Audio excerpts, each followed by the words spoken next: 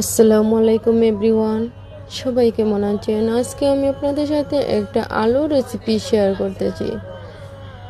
এই রেসিপিটা রেডি করতে প্রথমে আলু ভালো করে সিদ্ধ করতে হবে। তারপর আলুর খোসা ভালো করে ছাড়াতে হবে। আলুর খোসা ছাড়ানোর পর আলু ভালোভাবে মাখাতে হবে যাতে আলু কোনোভাবেই শক্ত না থাকে। তারপর লবণ, মরিচ, হলুদ, বাহর জিরা, ধনিয়া পাতা এবং ময়দা দিয়ে ভালো করে মাখাতে হবে। তারপর এইরকম শেপ বানাইতে হবে।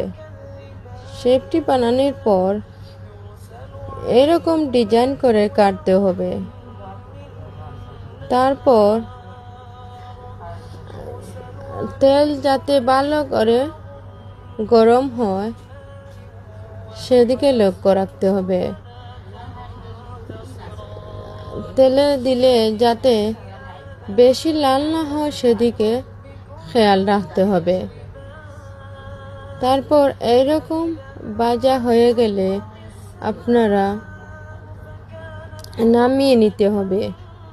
তারপর আপনারা সস দিয়ে পরিবেশন করতে পারবেন। ওকে।